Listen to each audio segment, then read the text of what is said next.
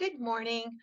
It is Saturday, April 11th of 2020, and I'm Donna Shea, and I am a social emotional learning specialist, as well as a social skills coach in Massachusetts. And I'm making this video today to talk about virtual visiting.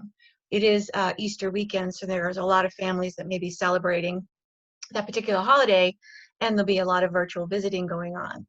There has been a big adaptation to meeting with each other online. I work with kids ages 7 to 12 in social groups each week, and there's been recurring themes that I've noticed over and over again around being together virtually that I think it would be helpful for kids to understand what it takes to be socially successful on virtual communication, because I have seen these same things that I'm going to talk about today over and over again. So I want to bring them to kids' attention. And if there's an adult, who may need a little reminder about things, especially if you're new to this virtual world, people who do video conferencing for work pretty much have this down. So I'm going to share my screen.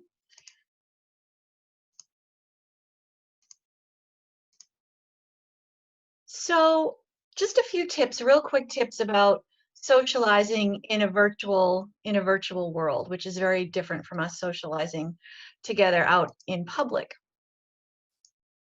And I think it's very important to remember that we have both a private self as well as our public self.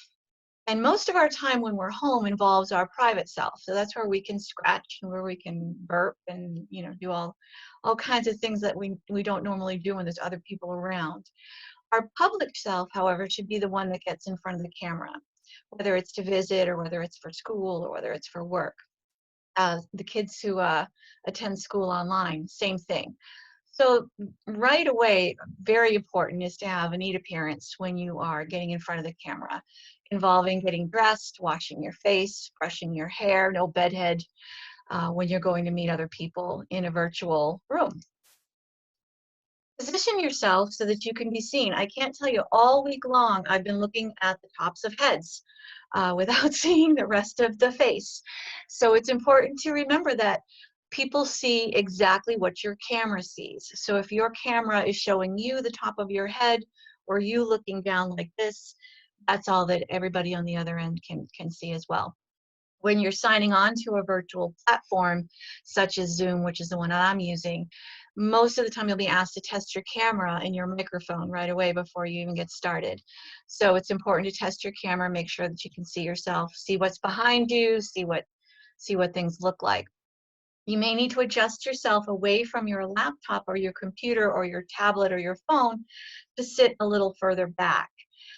I find a comfortable space about where I'm sitting across from a table from somebody to maybe have a cup of coffee or a conversation. And then move or tilt your screen until you're fully in that camera. So why we're seeing the top of your head a lot of times is because your screen needs to be tilted a little bit more forward, or you need to be sitting up in a chair that's higher. Sometimes it's because kids are sitting low and they're not fully up towards where the camera is on their device.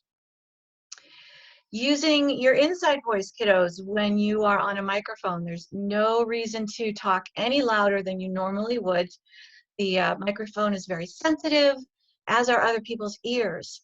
And so when I'm in a social group and I feel like I'm being yelled at for an hour and 15 minutes, it can be very tiring for other people to listen to that. So just speak in a normal conversational volume, just the same as the person is sitting right next to you.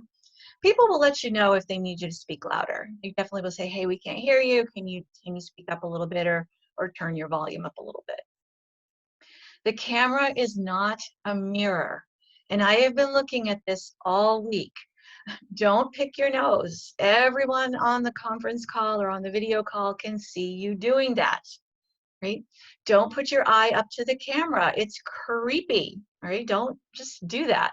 Or your mouth. No one wants to see what you're eating or look at your tonsils or down your throat or your nose. Ew. Only a doctor should be looking up your nose for any reason at all. And then don't make these silly faces. As my mom used to say, it might freeze like that. Now for my literal thinking kids, of course it won't freeze like that. But it's not cool to be making faces into the camera. We can all see it. There are some virtual manners that we should all be using when we're online together to make virtual visiting more enjoyable. Watch out for background noise. So mute yourself if you're eating something crunchy, yelling at the dog, if your parents are working in the background. Don't hum, sing, whistle, any of those things. You want to make sure that there's a quiet environment around you to visit with other people. Avoid excessive moving around or walking around with your device, especially if it's a phone or if it's portable. Best thing to do is to prop it up on something so that it's stationary, the screen is stationary.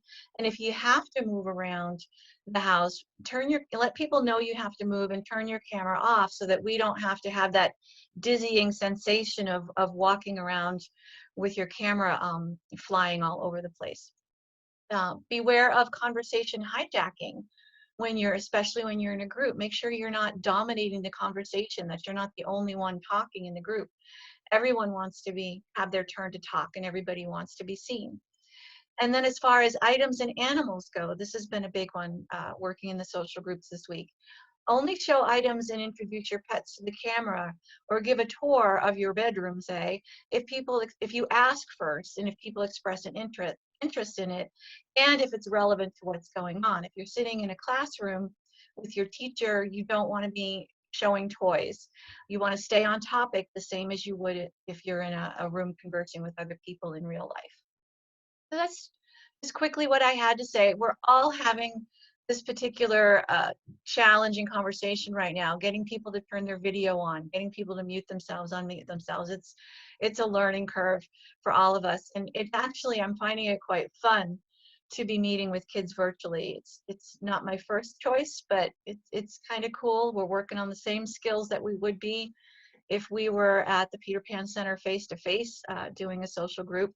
So it's fun. I just wanted to throw out these few reminders for kids and for anyone who is doing virtual visiting this coming weekend.